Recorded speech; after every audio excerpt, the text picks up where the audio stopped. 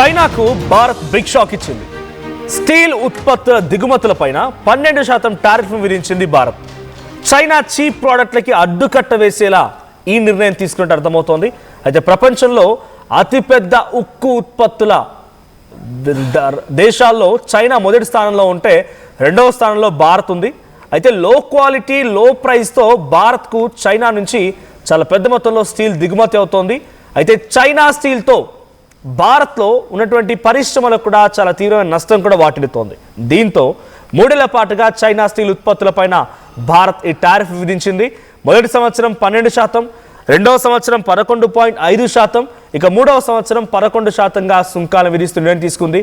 So highest production China నుంచి, ఆ తర్వాత సెకండ్ భారత్ నుంచి. అయితే భారత్లో విత్ ఇన్ ద కంట్రీ ఉన్నటువంటి దేశాలపైన దీని ప్రభావం ఎక్కువగా పడుతుంది. కాబట్టి ఈ నిర్ణయాన్ని కొంత చాలా కఠినాత్మకంగా భారత్ తీసుకోవడం గల ప్రధాన కారణం భారత్లో ఉన్నటువంటి కంపెనీస్కి లాభసాటి చేయడం ఒక ఉద్దేశం. అయితే లో ప్రైస్ అండ్ లో క్వాలిటీ కొంత లో ప్రోడక్ట్స్ పైన వాళ్ళు అందించేటువంటి లో ప్రోడక్ట్స్ పైన కొంత కట్టుదిట్టమైన చర్యలు తీసుకోవడం కూడా ఈ రకమైన నిర్ణయంగా భారత్ ఇప్పుడు చెప్తోంది.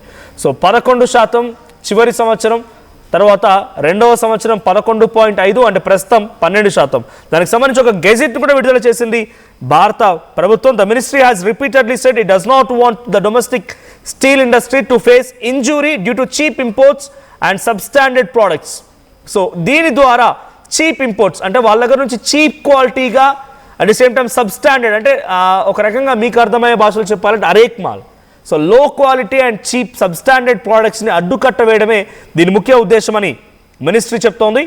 At the same time the directorate general of trade remedies has recommended the 3-year duty after finding A recent sudden sharp and significant increase in imports. So recent డేస్లో చాలా సడన్గా చైనా నుంచి దిగుమతులు పెరిగిపోయాయంట.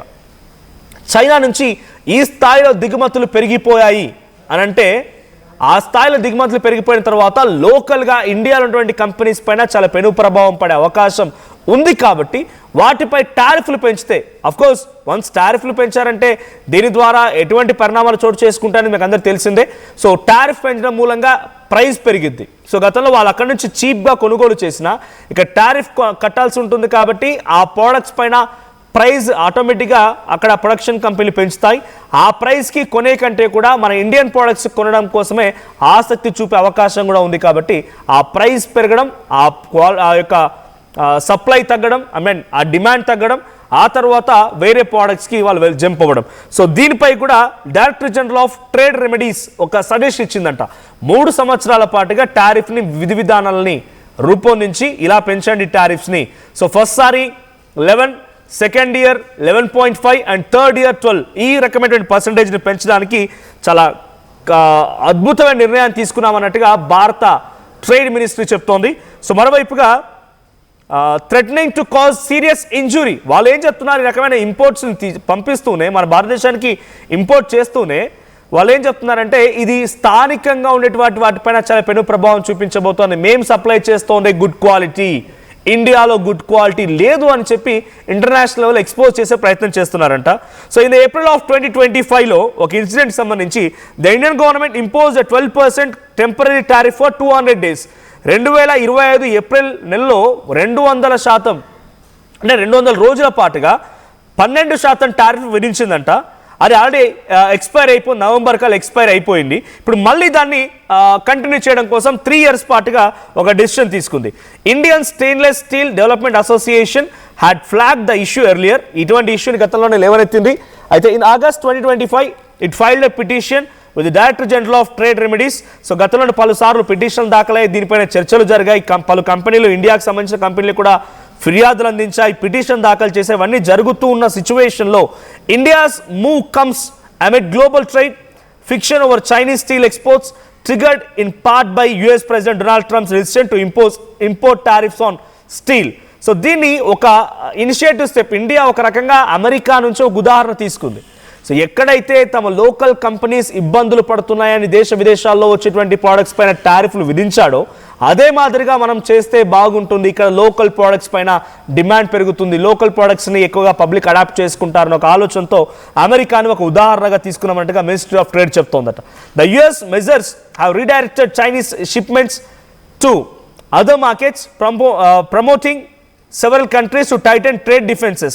South Korea and Vietnam earlier this year imposed anti-dumping levies on Chinese steel products in pushback against what government described as marketing distorting low-priced exports from China.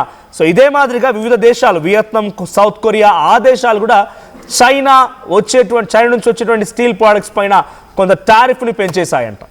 China నుంచి వచ్చేటువంటి ఆ steel products పైన tariff రేట్ని పెంచడానికి ప్రధాన కారణం అక్కడ లోపల దేశంలో జరిగేటువంటి కంపెనీకి తీరు నష్టం వాటిల్లడమే ఈ టారిఫ్ రేట్ని పెంచుతూ ఉన్నాయని చెప్పి వారు చెప్తున్నారు. ఏదేమైనా ఇండియా తీసుకున్న డెసిషన్ని ఇక లోకల్ కంపెనీస్ చాలా అప్రిషియేట్ చేస్తున్నాయి.